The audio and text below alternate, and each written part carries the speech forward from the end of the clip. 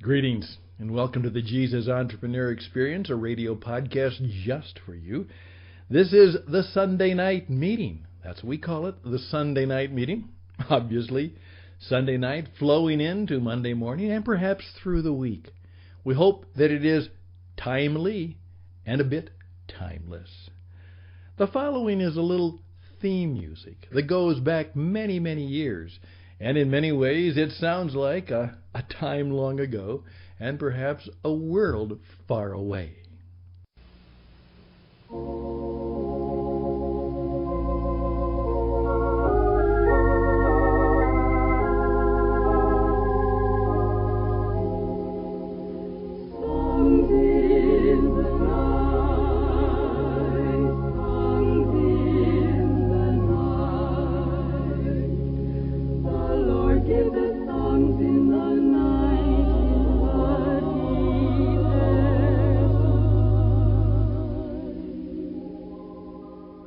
Yes, there it is. Songs in the Night, an old-fashioned hymn that was the theme song for a radio program that was begun many years ago and in many ways continues to this very day.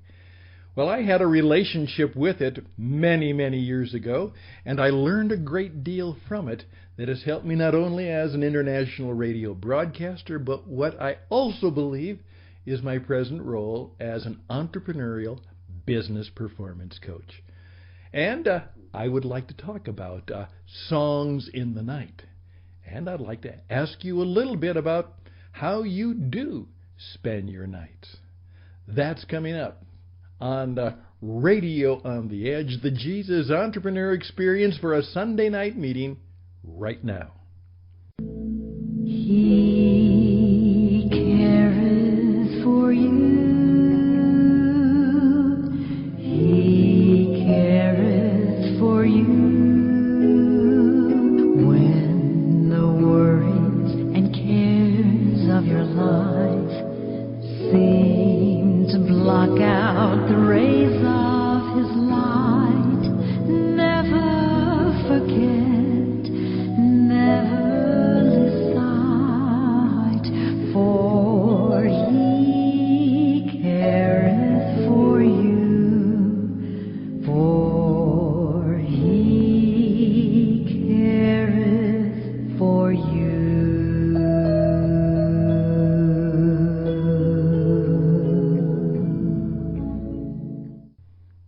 And we do remember on a Sunday night. It's been a busy weekend. You know how I know that? Because they seemingly always are. I hope we take some time, as I say, to kind of finish up the errands of the Saturday morning, but then take time to Sabbath, to take a super rest, to take a day off, to take some time to worship. And then for many years, and I have clients and customers and good friends all over the world who've simply learned the strategy that, hey, after doing all of that, Sunday night, you put on some music that's quiet, music you like, maybe light a candle, get a notebook, certainly a prayer book, or your Bible, and a piece of paper, and you do a Sunday night meeting with yourself, with your spirit. Bring those things together. And with the Jesus Entrepreneur, the Spirit of the living God, who you are going to need as you meet the marketplace on Monday. Well, let's begin. First of all, I've always loved late night radio. What brought me back again after many years to doing this particular program, and I hope that it will go and grow, is that from my childhood, radio has fascinated me. And as one of my career counselors who I was visiting with, not necessarily for me, but he had been doing it for years, we got onto the conversation of when you are in crisis or when you are in emotional and financial and relational and maybe personal crisis, go back to some of the things that are your first love. As we said on Friday going into Saturday, what are some of your favorite things? Remember? Your 7 favorite things. And in there you're liable to find just those things that will help guide and direct you in the crisis, or perhaps the confidence that you need, or the direction that you are seeking. Your 7 favorite things. Well, radio has always been a part of that. The mystery and the magic of radio. My mother confesses that one time she was surprised because she found her little 4 or 5-year-old son, Stanley Paul, climbing up on the kitchen and looking into the little Montgomery Ward's radio in the back.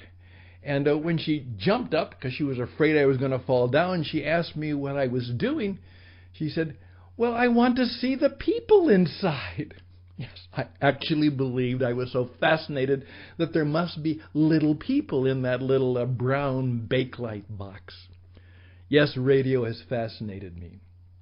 And for many years, a member of my family, my Uncle Don Houston, who was well known throughout church music circles, many years ago, he, along with a new pastor by the name of William Graham and a few other people, began to put together a little radio program that came out of a small church in one of the western suburbs of Chicago.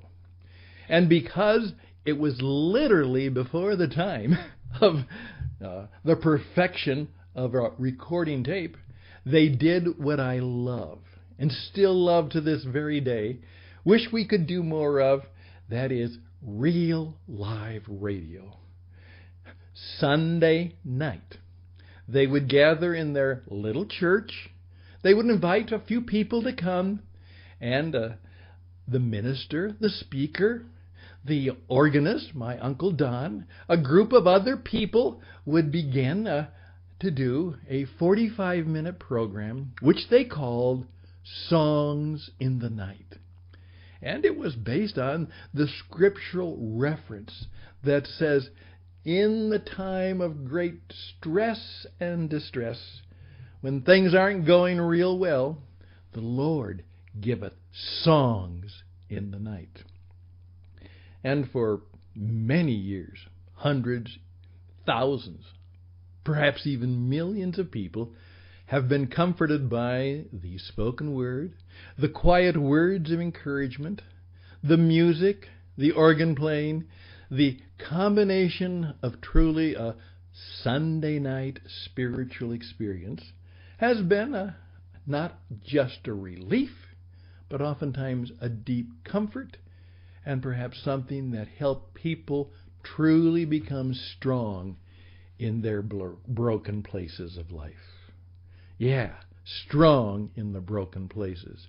And a lot of this comes from the idea that we all go through long, dark nights, and the Lord giveth songs in the night. Well, I would encourage you to check that out. The program in its new form continues in many venues in many ways, but for me, knowing the wonder of the original experience of real live radio on a real live place at a real live time, knowing that the minute you talked, indeed, the split second, the minute you talked into that microphone, somewhere hundreds, thousands of miles away, somebody was listening. And there was something about that, listening and speaking together, which I think brought a very strong spiritual connection. So I would encourage you to do a little Googling and a little research just for your own encouragement. And what you will find, and this is the lesson, at least one of the lessons for tonight, the music was encouraging. It was quiet. It was truly music for the night. But these guys, these gals, and of course they would have never used that expression in those days, these ladies, these gentlemen, these men, these women, but we'll put it this way. They were good. They were really good. They were excellent. The variety of people who came and moved on and came back, the pastors that continued, not only the original Billy Graham, but Pastor Fesmeyer, Pastor Wiersbe, Pastor Lutzer, Pastor Sweet. These people were just, hey, they were good. They were excellent at the work they did. And because of that, their personal commitment, their spiritual energy and enthusiasm, the program lasted a long time. And maybe that's a lesson. They started simply, and as I mentioned last week, they had an audience of 1, maybe 2, maybe 3 to begin with. Maybe they were the only ones. But God was there, and the Spirit of God was there. And through the power of 50,000 watts, because they just didn't take a small little radio station. They went big time with one of the large 50,000 watt clear channel stations in Chicago.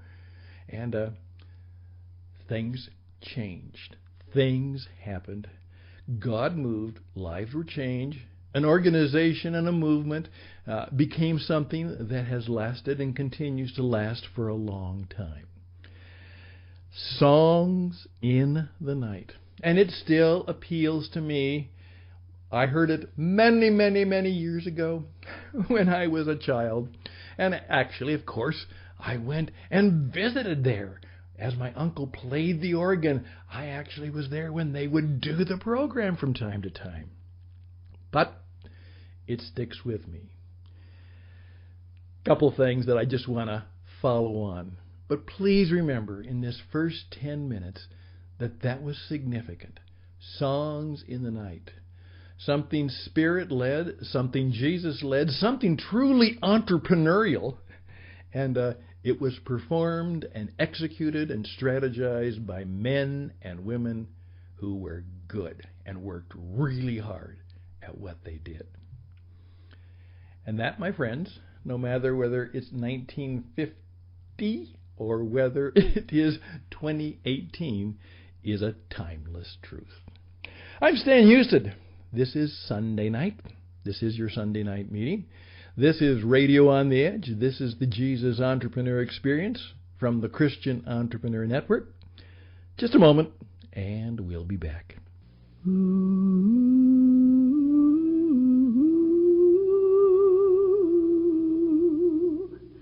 Tis a gift to be simple, 'tis a gift to be free. Again, I hope that after you're done with this, that you will take time, as I said, take your phone, go to whatever device you do, and find some good music. As I say, I often like to get a notebook, and I get a good pen, a nice pen. Nice notebook, nice pen. I do occasionally light a candle, and I just simply have my Bible in my notebook and some of the prayer books that are important to me, and I just ask God to speak to me, and then with pen in hand, I kind of pen out the plan for the day. I do it in the evening. I do it in the night. Well, let's move it to a little lighter touch, but it's important. Right now, particularly in the United States, there's a guy who's called the Pillow Man. And he's actually from the area in Minnesota that I come from. We now are in cowboy country in Arizona. But you cannot have lived in much of American media and have escaped the fact that there is rather peculiar but friendly personality claims that he has developed a pillow that can help people sleep better. Now, the reason I mention that, first of all, it's very personal. I usually sleep well, but it took a long time for me to get a routine down and to find the right pillow that kind of worked for me. Here's what I do know, is that if you do not get enough sleep, you are in big trouble.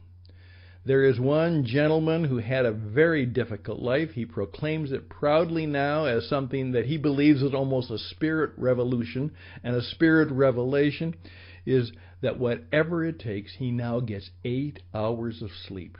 And he says it has changed his life. And the lack of the ability to sleep well through the night is important. And we need to face that.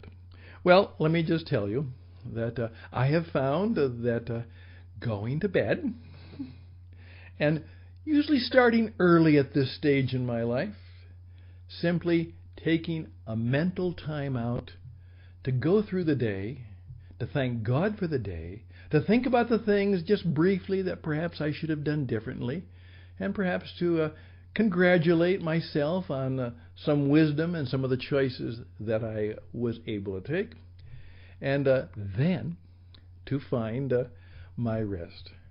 I admit, I did say, I wonder if that would work for me. And so Karen and I decided that one time when we were at a store that it was on sale, so we bought one of those My Pillows. Now, this is no endorsement. I'm just telling you that I didn't really think it would make any difference, but it's just the other pillow was wearing out anyhow. Well, I'm surprised. It really does help me. Now, that doesn't mean it helps everybody. It may not help you, but I found that it did help me. And what I was able to do is I was able to sleep just a little bit better. And so what now happens is I find myself going to bed earlier, getting a good night's sleep as best I can, and then I wake while it's still night out. I've still had a good night's sleep, a good night's rest. But then, in the middle of the night, if for some reason, and of course it still happens, when I am awakened, and sometimes I think that God is awakening me to do something, usually to pray or think or just seek His experience further and deeper, or whatever it might be, I find that it is where I think of the songs and the stories, and as I say, first of all, the blessings and opportunities that I have, and then indeed say, hey, but the challenges and calamities are still before me. Lord Jesus, on this, whatever awakening you have for me tonight, please help me to give praise and thanks and act upon the blessings and opportunities. And, oh Lord, help me deal with the challenges and calamities. That's my little bit of counsel for a Sunday night meeting. Sure, get your rest. Get whatever pillow or whatever thing will help you sleep better. Get it well. When you do wake up, seek the song in the night. Seek the story. Say the prayer that will give you the power to have, at least in your heart, mind, and spirit, if not in your mouth itself, some songs in the night. And then seek to say, okay, the night is yours and the coming day is yours. I give it to you. So I'm going to sleep now. You wake me again, and I'll awake. Not just with a song in the night, but a song for the light. Best and blessings, I'm Stan Houston. This is Radio on the Edge. This is the Jesus Entrepreneur Experience, and we come your way from tcenglobal.org, tcenglobal.org.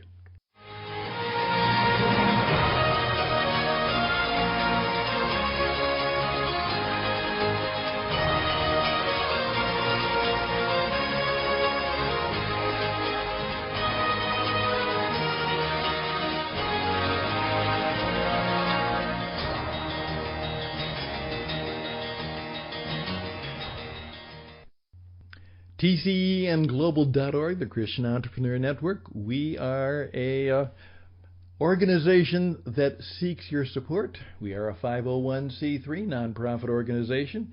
We do charge for the services that we give, but most of them are free at this time. But we do appreciate your donation. Yes, contact me at Stan Houston at radioedge77@gmail.com, radioedge77@gmail.com. And I'll tell you three things. First of all, you can participate. You can be a part of the program. Number two, I will tell you how you can help me by making the program better. And thirdly, you can donate. That's right. You can participate, you can help us get better, and you can donate. and we would be grateful for your help in doing that. Again, this is always not only a Spirit-led experience, but it's always an audition. We want to demonstrate to you that we believe that the men and women who follow the Jesus entrepreneur, that we have a little bit of wisdom, insight, and truth, and much of that could be to help you in your business. How can I be good at sales? How can I build an organization? How can I be a good leader? How can I deal with all that stuff on the internet? We will say this: by God's grace, we can help you, and if we can't, we know someone who probably can. So again, radioedge77@gmail.com, radioedge77@gmail.com. Thank you for your time on this Sunday night, this Monday morning. And now, plan well, live well, purpose your life, and Jesus will say, well done. Bye for now.